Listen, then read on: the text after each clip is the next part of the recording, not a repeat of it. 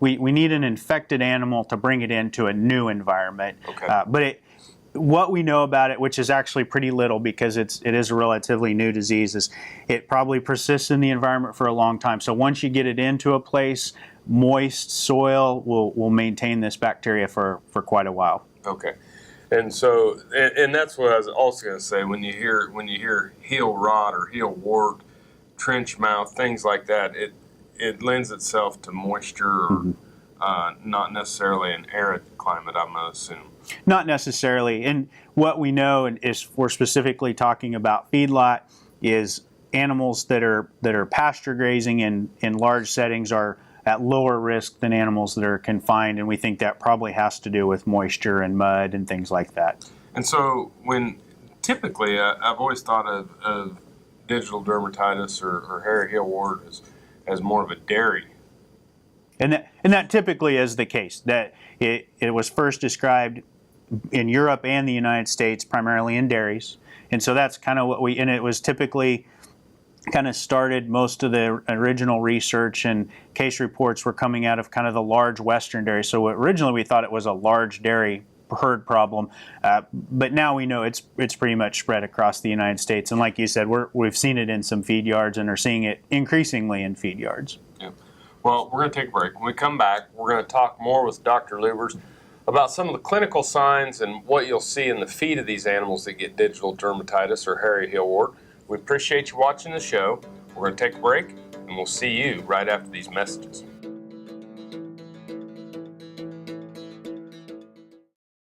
This Meet the Future Veterinarian is brought to you by Zuprevo. Choose confidence. Choose Zuprevo for BRD treatment. Tyson Beyer, a student at the University of Saskatchewan, recently received an Amstutz scholarship.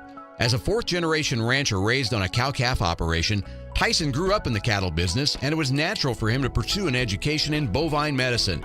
After graduation, he plans to work in a large animal practice, then move into bovine reproductive technologies. This hog is Hanover hoof for meal made from U.S. soybeans. Now, one hog isn't that impressive, but suppose we add another, and another, and another. Before long, you've got billions of hungry customers around the world all clamoring for the same thing. Our soybeans. Learn more about the billion-dollar appetite of animal agriculture at BeyondTheElevator.com. Brought to you by America's soybean farmers and their checkoff. DocTalk, brought to you by Santa Fe Trail Meats in Overbrook, or visit us online at sftmeats.com. Hey folks, welcome back to DocTalk. Dr. Dan Thomson here with Dr. Brian Lubbers. We're at Kansas State University, where Dr. Lubbers serves as the Director of Microbiology for our Veterinary Diagnostic Lab. And we're talking about digital dermatitis or hairy heel warts or strawberry foot rot. I love all the names. They finally, the digital dermatitis sounds a lot more scientific. But anyway, let's talk about the clinical signs. So what am I going to see out in the pen, or is it going to be one animal? Is it going to be multiple animals? Does it, you know? Sure. And I think really what the challenge is how is digital dermatitis different from foot rot? Because those are probably the two closest things that a producer would see. And so if you're comparing those two, number of animals, with foot rot, there may be multiple animals affected at the same time, but they're probably all exposed at the same time.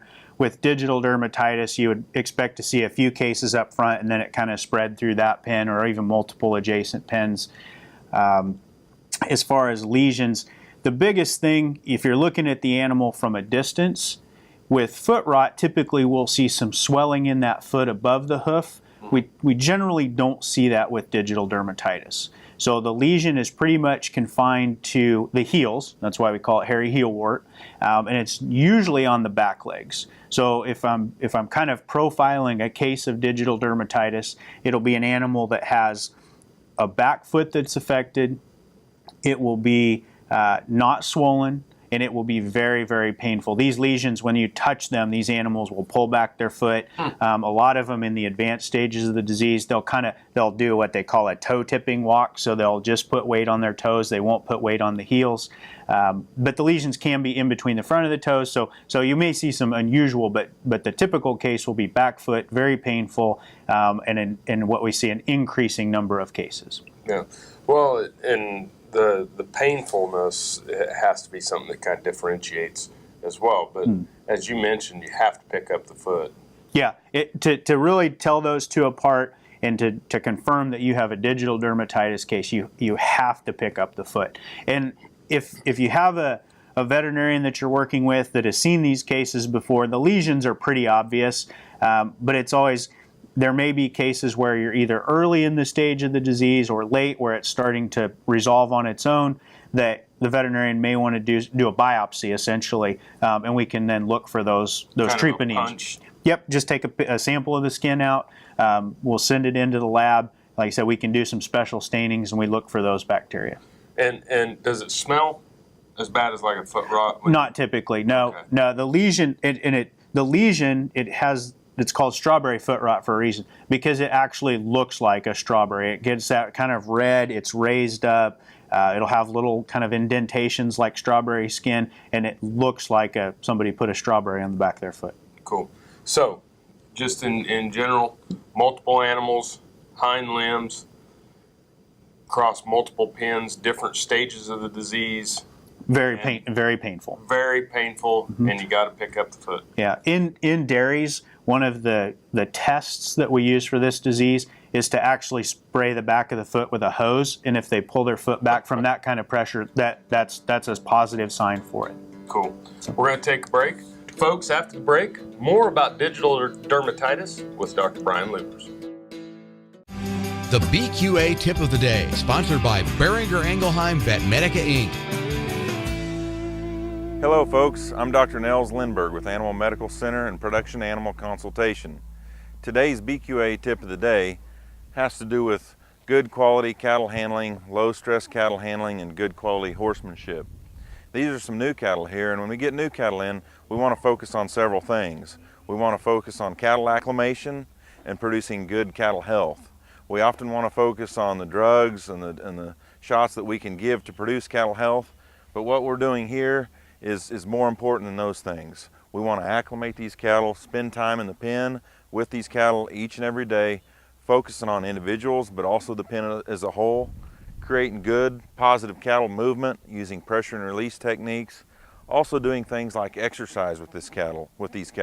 We want to kick them out of the pen, we can take them down the alley, bring them back. We want to just give them something else to think about, stimulate a cough, stimulate positive health. That's our end goal. Thank you. Turn to a Central National Bank Ag Professional. You'll be in good company.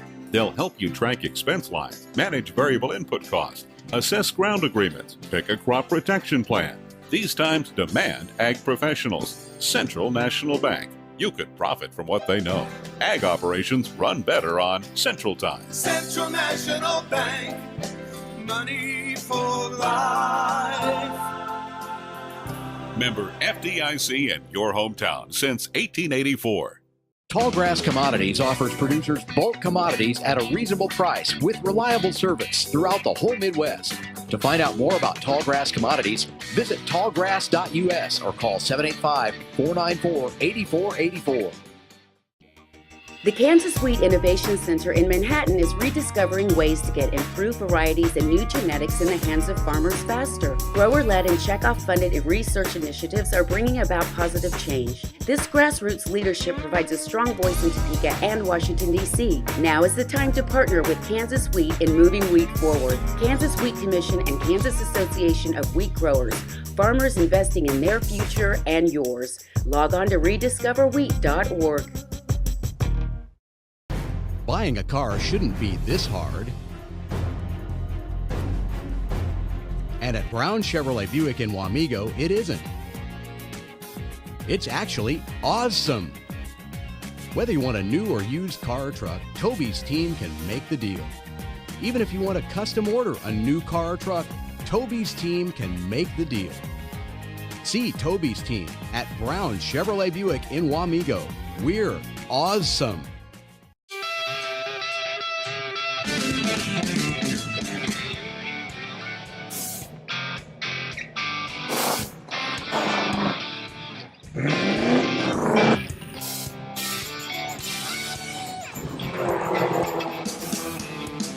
This is the fast track to more jobs and America's energy independence. Advanced performance is here now. Biodiesel, America's advanced biofuel. Soil is the life of a farm, and for 25 years, SureCrop Liquid Crop Nutrition has helped growers produce abundant quality crops while preserving and improving the soils they steward. SureCrop offers complete soil and plant analysis with cropping recommendations, delivery direct to your on-farm storage, and quality crop nutrition custom blended for your field. Choose SureCrop for the assurance of excellence for your soil. Call today or visit their website for more information. No matter where, no matter why, the Veterinary Health Center at Kansas State University is committed to providing quality patient care to animals and exceptional customer service to their owners.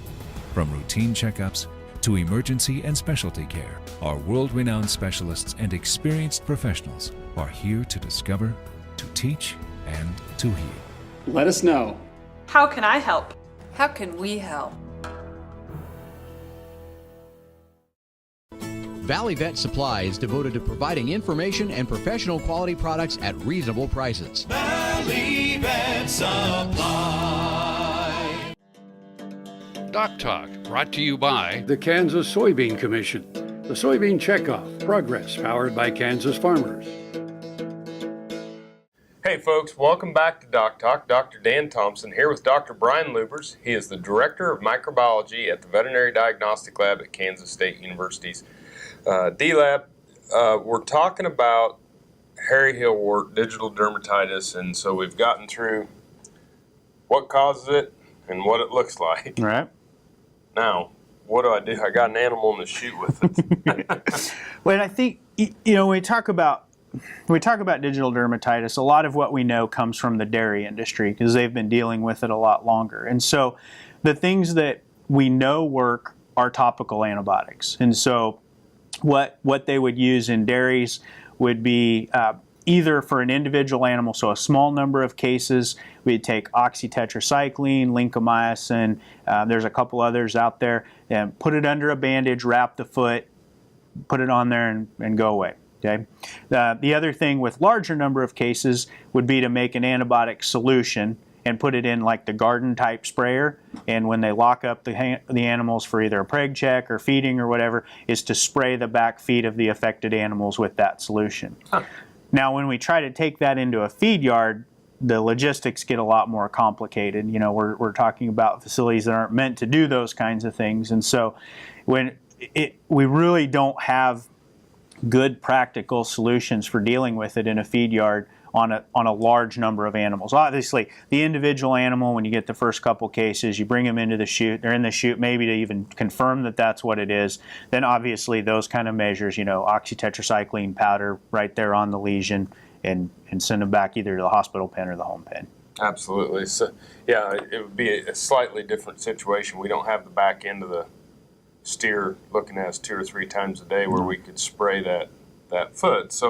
So treatment in the feed yard situation, we got to go get those animals out of the pen, and really that's one of those things that for me, when the animal can't compete anymore at the pen level and they're limping, bring them in to find out what's going on. But in this situation, probably better get on top of it sooner rather than absolutely later. Yeah, and when we first found this disease here at Kansas State in the feed yard setting, it was we thought we had a feed yard that thought they were having an unusual foot rot problem, and they weren't responding to the injectable antibiotics, which is kind of another hallmark. There's not a lot of research, but what we know is a lot of the injectable antibiotics aren't going to be effective for this disease, and so we have to manage it some different way. So get on top of it early, manage it topically, the individual animal level.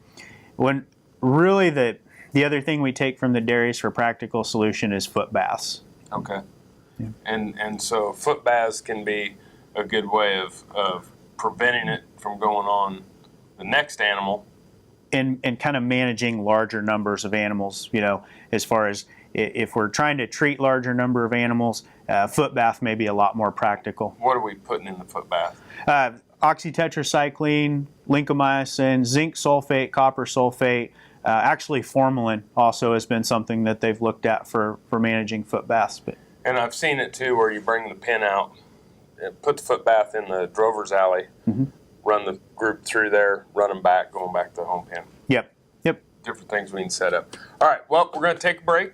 When we come back, we'll have our wrap-up with Dr. Brian Lubbers. We're going to be talking about digital dermatitis in the feedlot setting. You're watching Doc Talk, and we'll see you here after the break.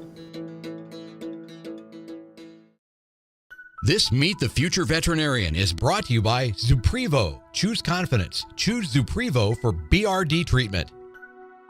Todd Windsor, a student in the College of Veterinary Medicine at Washington State University, was recently awarded an AMSTUT scholarship. Todd is from North Central Washington, and he and his wife have one child. With a background in beef cattle, his goal after graduation is to work primarily with cow-calf producers anywhere his career takes him. Valley Vet Supply is devoted to providing information and professional quality products at reasonable prices. Valley Vet Supply. Tar Waters has what you need for all seasons for around the farm and home. Working, hunting, growing, feeding, snow removal, even fun for the kids. And a service department with experienced techs to help keep your equipment in top running condition. Tar Waters has a huge selection and the best prices. Tar Water Farm and Home, family owned and operated since 1978. They have what you need. Kansas Farm Bureau, the voice of agriculture, represents grassroots agriculture. The state's largest and most powerful farm organization stands up for its members through leadership development, agriculture education, legal defense, environmental advocacy, farm safety, and risk management. Members also enjoy money-saving benefits. To join our organization today or to learn more, go to www.kfb.org or find us on Facebook and Twitter. American innovation is being driven in places you might not expect by people like Brent Hayek, an Oklahoma family farmer, who recently set a world land speed record in a Ford Super Duty pickup truck powered by renewable B20 biodiesel.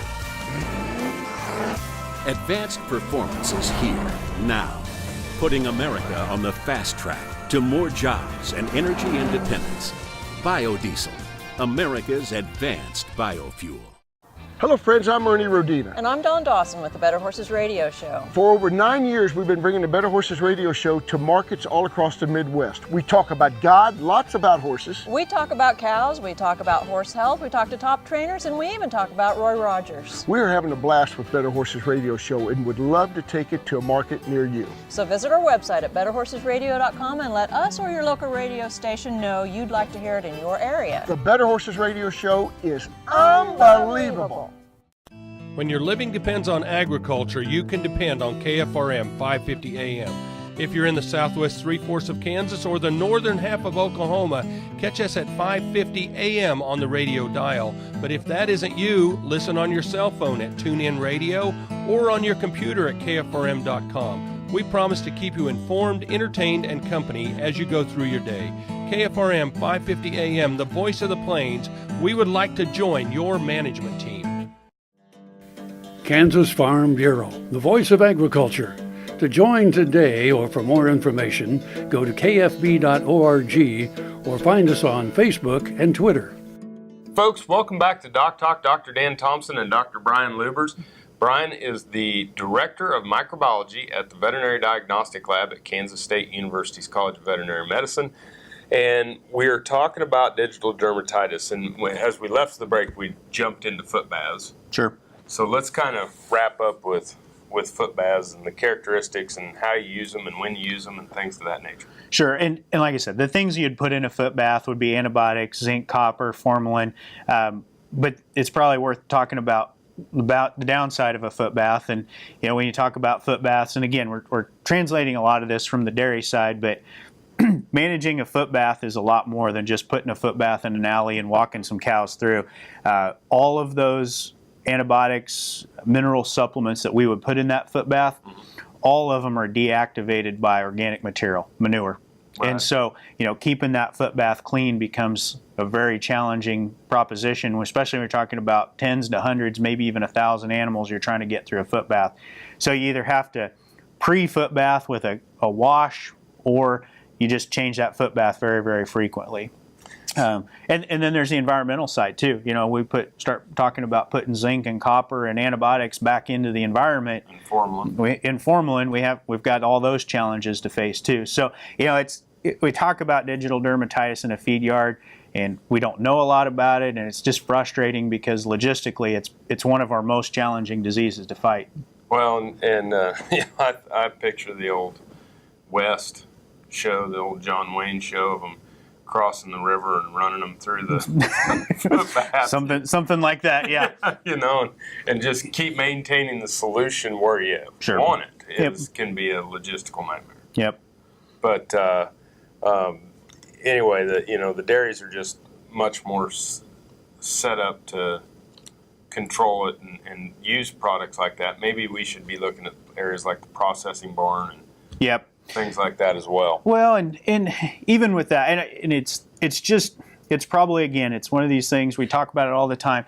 Get your veterinarian involved so you can talk about the specifics of what work in your specific farm, ranch, feed yard. Absolutely. Because there is no cookbook solution for this disease. We can talk to feed yard A and B, and we'll come up with two completely different plans for those yards. So, and one of the things that you said during the break is that when you get it and you get it into your environment, it's hard to control, it's hard to prevent, and it's probably going to come back. Sure, and we talked about treatment a little bit, and the treatments, the individual treatments, the topical treatments. There's been enough research. We know they work, but the problem is the disease comes back. The animals don't have good immunity to this specific bacteria, and from what I've seen from dairy studies, somewhere between 50 to 80% of the animals will get a lesion again 2 months later or more. So, well, thanks a million for being on the show. You bet.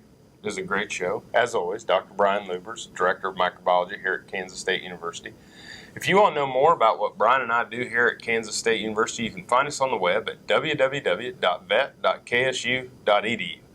Remember, always work with your local practitioner.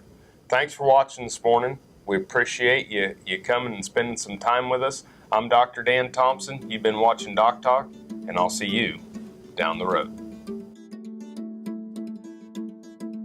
Closed captioning brought to you by Kansas Soybean Commission. The Soybean Checkoff Progress, powered by Kansas farmers.